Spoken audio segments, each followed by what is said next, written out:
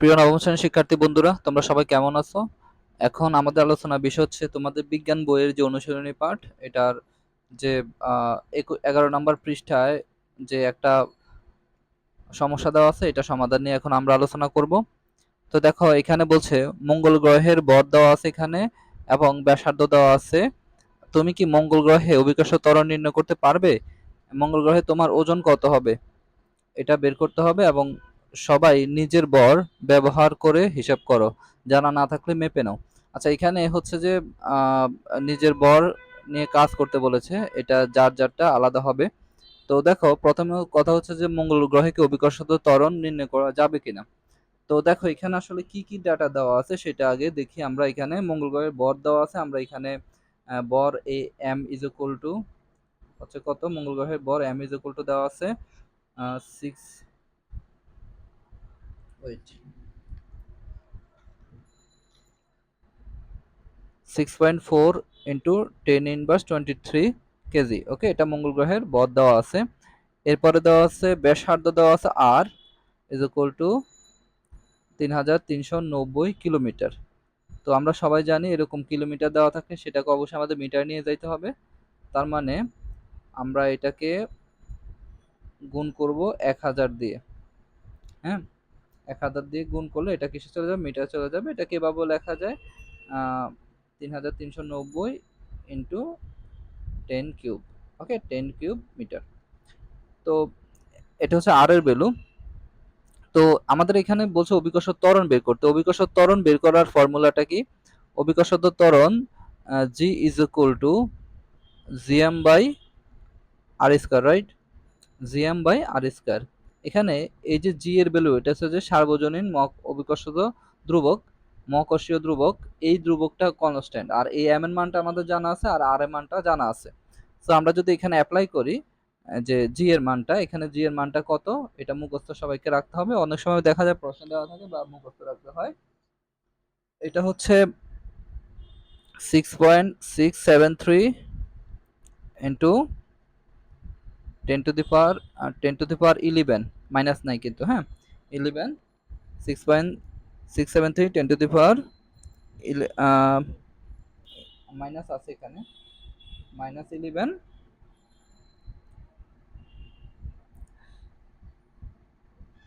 Newton metre square per KG square. Newton metre square per KG square.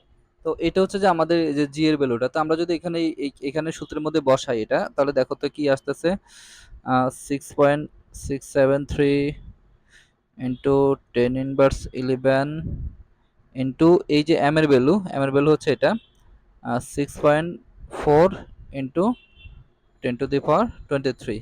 তার নিচে হচ্ছে আর square. আর square কত?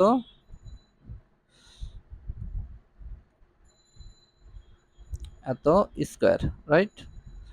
তো আমরা যদি এটা ক্যালকুলেটর দিয়ে হিসাব নিকাশ করি, তাহলে হচ্ছে আমাদের এখানে জি এর মান আসতেছে 3.72, 3.72, এখানে এটা 3.72। আচ্ছা, 3.72, এটা একক কি হবে? ms−2।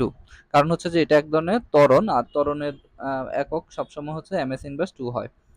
আচ্ছা, তো এখানে হচ্ছে যে তাহলে মঙ্গল গ্রহের অভিকর্ষ ত্বরণ হবে 3.72 মিটার পার সেকেন্ড স্কয়ার।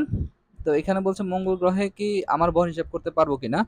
তো মঙ্গল গ্রহে আমার ভর হিসাব করার জন্য আমরা আমরা জানি যে ভর ডব্লিউ লেখা যায়, এফ ও লেখা যায়, F is equal to M জি।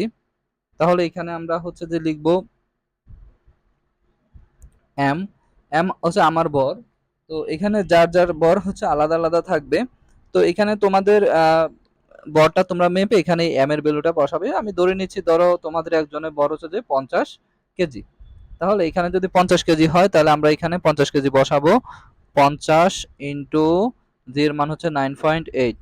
ওকে, তাহলে আমরা যদি গুণ করি, তাহলে এখানে মান আসতেছে কত? আচ্ছা, এখানে একটা বিষয়, সেটা হচ্ছে যে এখানে যে এই যে 9.8 লিখছে, এটা কিন্তু পৃথিবীর অভিকর্ষজ ত্বরণ, এটা কিন্তু পৃথিবীর।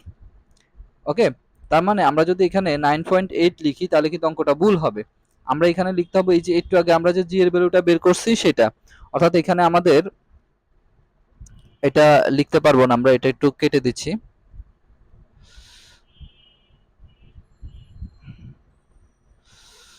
এখানে হবে কি তাহলে, এখানে হবে 3.72, রাইট? তাহলে 3.72 আমরা যদি এখানে গুণ করে লিখি তাহলে কত আসতেছে 186 নিউটন। ওকে, তো এটা হচ্ছে যে আমার ওজন, কোথায়? মঙ্গল গ্রহে আমার ওজন।